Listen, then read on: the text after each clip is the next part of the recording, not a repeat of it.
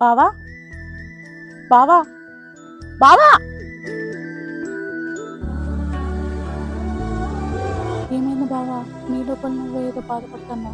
ఏం లేదు, చెల్లె గుర్తొచ్చింది. అవునా బావా? మౌనిక, ఎక్కడున్నావు? మధ్యాహ్నం 12 అవుతుంది. ఏం చేస్తానో లోపల? అన్నం లేదు, కూర లేదు. ఇప్పుడే పూజ అయిపోయింది అత్తమ్మ. ఒక అరగంటలో వంట చేస్తా. వదినా, ముందైతే నాకు స్ట్రాంగ్ కాఫీ పట్టుకురా వదినా. సరేరా. అమ్మా, ఆకలి అవుతుంది. అన్నం అయిందా? అన్నం ఎక్కడిదిరా? అన్నం లేదు, సున్నం లేదు. ఇంకా నీ పిల్లం పూజలే అవుతలేదు. అవునా అమ్మా, సరే అంతలోపు కాఫీ అన్న తీసుకుని రా. సరే అండి, తీసుకొస్తా. థ్యాంక్ యూ వదినా. ఇగో అత్తమ్మ కాఫీ. ఇగో అండి.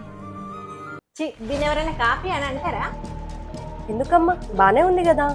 ఏం బాగుందిరా ఈ కాఫీ, దాని మొహం లెక్కున్నది. ఈ కాఫీ ఎవరికేం అవసరం లేదు. ఆకలి అవుతుంది, అన్నం వండు. ఆగురా, కాఫీ పెట్టడం రాదు, టైంకు అన్నం కూర వండడం రాదు. నువ్వు మనిషివి, నీదో కుటుంబం. ఏమన్నా అంటే అన్నాను అత్తమ్మ, మా కుటుంబాన్ని అనకు. అబ్బో, కుటుంబాన్ని అంటే బాగానే రేషం వస్తుంది. అవును అంటాం, బరాబర్ అంటాం. నీ కుటుంబాన్ని మీ అన్నయ్య ఒక్కటే నెలకి ఇస్తా అన్న కట్నం ఇప్పటికి సంవత్సరం అవుతుంది, ₹1 కూడా ఇస్తలేడు. ఆపండి మీరిద్దరు. రోజు చూస్తూనే ఉన్నాను, వద్దని కట్నం కట్నం అని బాధ పెడుతూనే ఉన్నారు. అయినా వాళ్ళ అన్నయ్య ఇచ్చేస్తా అని చెప్పాడు కదా. అయినా మీకు తెలీదు కట్నం తీసుకోవడం నేరమని? అవన్నీ నాకు తెలియదు. రేపు వెళ్ళి మీ అన్నయ్యని అడిగి కట్నం తీసుకొని వస్తేనే ఇంట్లో ఉండనిస్తా. కరెక్ట్ చెప్పినావమ్మా. మీరు ఇంకా మారదు.